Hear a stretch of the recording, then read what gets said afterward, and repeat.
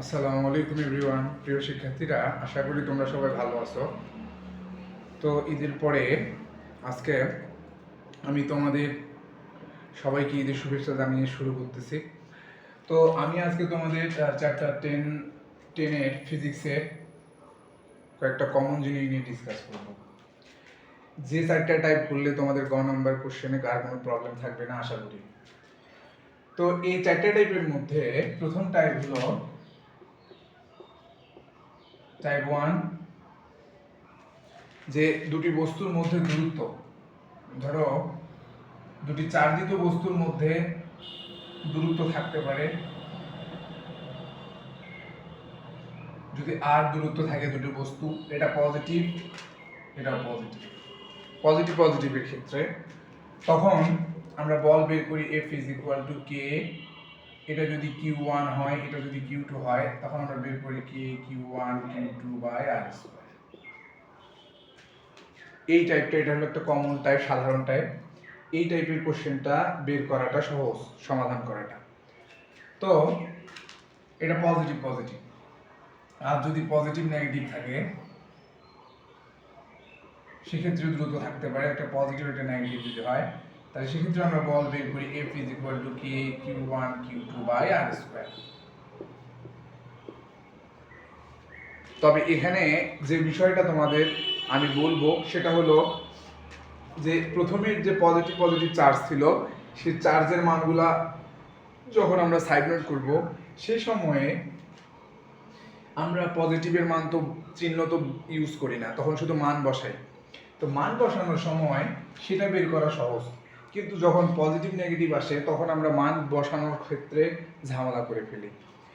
তো এখানে যে জিনিসটা মাথায় রাখতে হবে সেটা হলো, যদি তোমরা পজিটিভ নেগেটিভ মান আসে তাহলে তোমরা দুইভাবে করতে পারো। একটা হলো যদি নেগেটিভ মান এখানে চিহ্ন সহ নাও তাহলে একবারে নেগেটিভ মান আসবে, আর যদি চিহ্ন বাদ দিয়ে নাও তাহলে অবশ্যই শেষে বলে দিতে হবে যে যেহেতু পজিটিভ নেগেটিভ চার্জ তাহলে আকর্ষণ ধর্মী, এই কথাটা বলতে হবে। ব্যাপারটা এরকম, ধরো এই যে বস্তুটা আছে, এই ক্ষেত্রে এটা হলো ধরো 90 কুলম্ব চার্জ, আর এটার ক্ষেত্রে হলো -40 কুলম্ব চার্জ।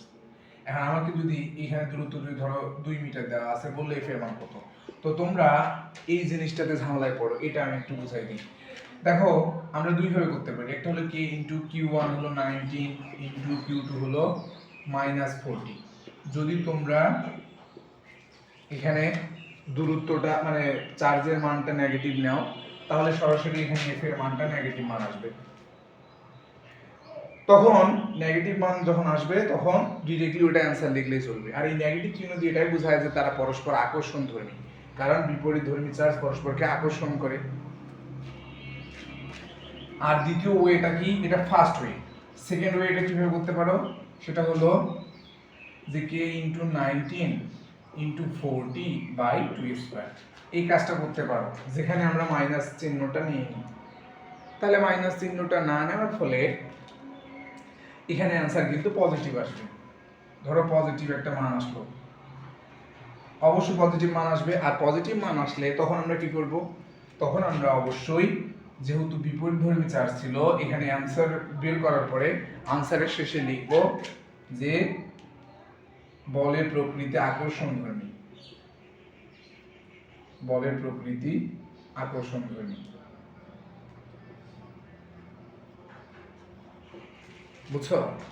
তাহলে যদি আমরা এখানে সাইন ব্যবহার করি, চিহ্ন ব্যবহার করি প্লাস মাইনাসের, তাহলে ডিরেক্টলি মানটা মাইনাসে আসবে, তখন ওই মাইনাসের মানটা অ্যান্সার লিখলেই চলবে। কিন্তু তোমরা যদি বলো যে ভাই আমরা মাইনাস ব্যবহার করব না, আমরা পজিটিভটা নেব, মানে চিহ্ন বাদ দিয়ে লিখবো, তখন কিন্তু অবশ্যই এখানে লিখে দিতে হবে প্রকৃতি আকর্ষণ ধর্মী। বুঝা গেছে?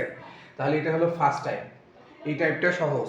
তবে একটা জিনিস মাথায় রাখতে হবে যে প্রথম অধ্যায় তোমাদের প্রথম চ্যাপ্টার এবং দশম চ্যাপ্টার সহজ, বাট একটা জায়গায় প্রবলেম, সেটা হলো এককের রূপান্তর। যদি এককের রূপান্তর না জানো তাহলে এই দুই অধ্যায়ে তোমরা পরীক্ষায় ঝামেলায় পড়ে যাবা। তো এককের রূপান্তরের ক্ষেত্রে আমি যে জিনিসটা বলবো মুখস্থ করতে, সেটা হলো তোমাদের প্রথম অধ্যায়ে চ্যাপ্টার চ্যাপ্টার 1-এ দেখতে পাবা একটা টেবিল আছে, যে টেবিলে এক্সা, পেটা, টেরা, গিগা, মেগা, কিলো, হেক্টো এরকম একটা টেবিল আছে। এই টেবিলের যে কয়টা মান আছে তোমরা এই মানগুলো মুখস্থ করে রাখবা। তাহলে প্রথম অধ্যায় এবং দশম অধ্যায়ে মান এককে রূপান্তরে ঝামেলায় পড়বা না, আশা করি বুঝছো। এখন এটা টাইপ গেল 1, অর্থাৎ এই টাইপটা একটু সহজ। এবার টাইপ 2-তে যাই। তো টাইপ 2টাতে যে জিনিসটা সেটা হলো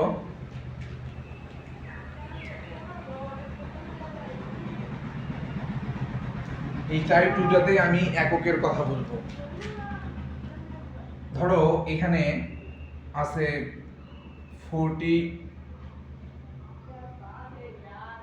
মাইক্রোকুলম আর এখানে হলো -20 মাইক্রোকুলম, দূরত্ব ধরো হলো 4 মিটার।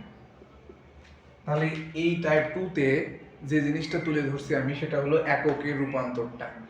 এখানে মাইক্রোকুলম হবে। তো এককের রূপান্তর এই টাইপ 2-তে, প্রথম টাইপে কিন্তু কোনো এককের রূপান্তর নাই, যে একক যেটা ছিল সেটাই আমি এখানে দিয়ে দিছি। কিন্তু টাইপ 2টাতে এখানে এককের রূপান্তর করতে হবে, কারণ এখানে এই যে মাইক্রোকুলম এককে আছে, এইটাকে রাখা যাবে না, এইটাকে আগে কুলম এককে রূপান্তর করতে হবে। তাহলে টাইপ 2টাতে কি আসতে পারে?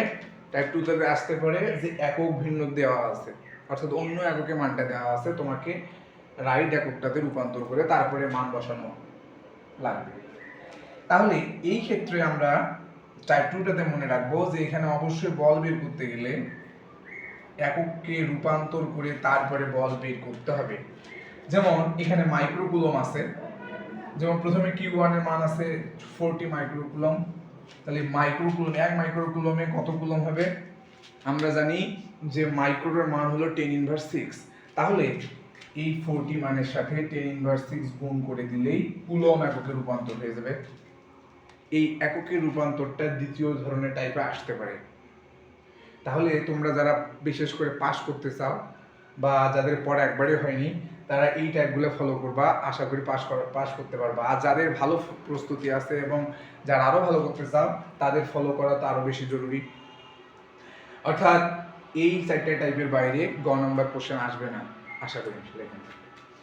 তাহলে এই যে আমাদের মাইক্রোকুলম থেকে কুলম এককে রূপান্তর করতে গেলে 10⁻⁶ দিয়ে গুণ করতে হবে। তাহলে টাইপ 2তে কি শিখলাম? এককের রূপান্তর। প্রথমে টাইপটাতে কি শিখলাম? জাস্ট স্বাভাবিক সূত্রের ব্যবহার, যে বিপরীত চার্জ থাকলে কিভাবে আমরা সেটাতে বলের মান নির্ণয় করব। টাইপ 2টাতে কি শিখলাম? টাইপ 2টাতে শিখলাম যে এককের রূপান্তর। এবার টাইপ 3 এবং 4-এ করব। টাইপ 3 এবং টাইপ 4-এ আমরা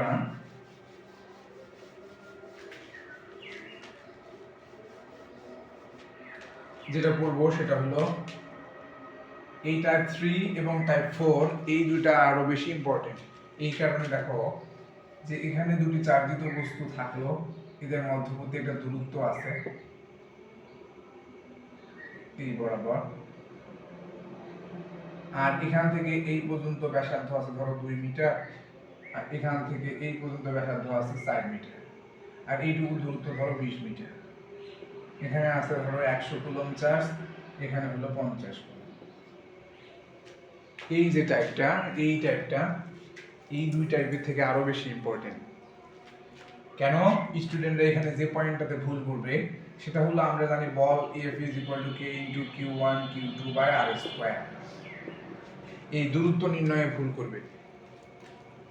তাহলে এই ক্ষেত্রে দূরত্ব কিভাবে বের করব?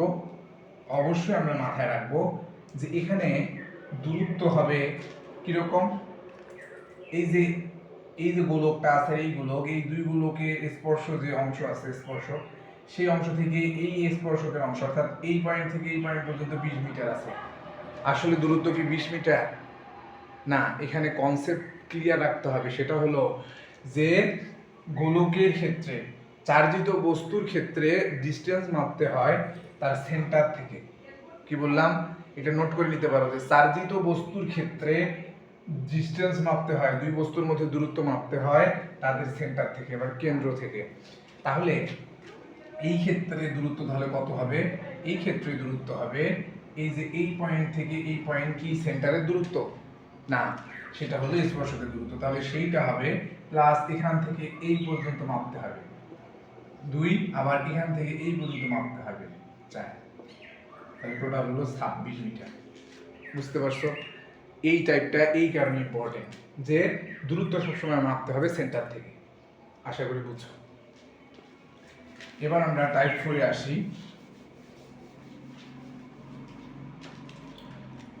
টাইপ 4 এর ক্ষেত্রে যে জিনিসটা আর একটু পেঁচাই দিতে পারে স্যাররা, সেটা হলো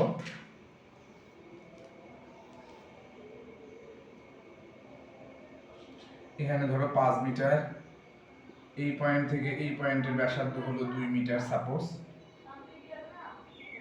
আর এই পয়েন্ট থেকে এই পয়েন্ট পর্যন্ত ধরো আছে 50 মিটার। তাহলে এই ক্ষেত্রে আমরা f k q1 q2 r² এটা লিখতে পারি। তাহলে এই ক্ষেত্রে r এর মান কত হবে? দেখো প্রিয় শিক্ষার্থীরা, প্রিয় ভাইয়া এবং আপুরা, তোমাদের আমি একটা কথা বলি, সেটা হলো যে আমি এখানে ম্যাথ করাচ্ছি না এই কারণে যে তোমাদের যে পয়েন্টটাতে প্রবলেম হবে জাস্ট সেটা দেখাই দিচ্ছি, নাহলে ভিডিও মানে তোমাদের ক্ষেত্রে প্রবলেম হবে। এই জন্যে আমি তোমাদের জাস্ট মেইন পয়েন্ট যেগুলো আছে, যেগুলোতে ভুল হতে পারে, সেই জিনিসটা শিখাই দিচ্ছি যাতে পরীক্ষার হলে ভুল না হয়। এখানে দেখো আমাদের এইখানে দুইটা চার্জিত বস্তু আছে, যে দুই বস্তুর ব্যাসার্ধ দেওয়া আছে, আবার একটা ডিস্টেন্সও দেওয়া আছে।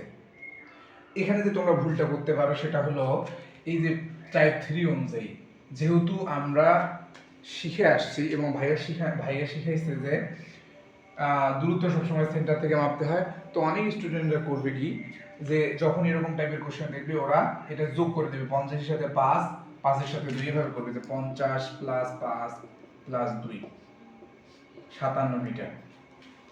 এই কাজটা করে দিয়ে আসবে, এটা সম্পূর্ণ ভুল। কেন? কারণ আমি যদিও বলছি যে ডিস্টেন্স বা দূরত্ব মাপতে হয় চার্জিত বস্তুর সেন্টার থেকে, কিন্তু এখানে দেখো এই পয়েন্ট থেকে এই পয়েন্ট পর্যন্তই তো 50 মিটার, অর্থাৎ এই দুই চার্জিত বস্তুর সেন্টার টু সেন্টারেই দূরত্ব দেওয়া আছে। এই কারণে আর এদের ব্যাসার্ধকে হিসাবে নিয়ে আসা যাবে না। ক্লিয়ার? কি বললাম? যেহেতু সেন্টার থেকে সেন্টার পর্যন্ত দূরত্ব মাপতে হয়, এই দুই বস্তুর তো সেন্টার থেকে সেন্টার পর্যন্ত দূরত্বই 50 মিটার দেওয়া আছে। তাহলে এই ক্ষেত্রে আর এভাবে যোগ করে দেওয়া যাবে না। তখন কি করতে হবে? শুধুমাত্র এখানে দূরত্ব হবে 50 মিটার। আশা করি বুঝছো। তো ভাইয়ারা, আমি তোমাদের যে জিনিসটা শেখানোর চেষ্টা করলাম সেটা হলো এই 4টা টাইপের মধ্যে যে পয়েন্টগুলোতে পরীক্ষার হলে ভুল হতে পারে সেটা। এখন তোমরা এই 4টা টাইপ যদি করে যাও পরীক্ষার আগে, আমি গ্যারান্টি দিতে পারি যে এই 4টা টাইপের বাইরে গ নাম্বার কোশ্চেন আসার সম্ভাবনা নাই। তো তোমাদের জন্য শুভকামনা, তোমরা বাসায় এটা প্র্যাকটিস করো এবং পরীক্ষা খুবই কাছাকাছি। তো বাসায় এই 4টা টাইপ প্র্যাকটিস করো, আর নেক্সট দিনে তোমাদের এই অধ্যায়ের ঘ নাম্বার কোশ্চেনের ব্যাপারে আমি ডিসকাস করব। তো আজকে এ পর্যন্তই, তোমাদের ধন্যবাদ।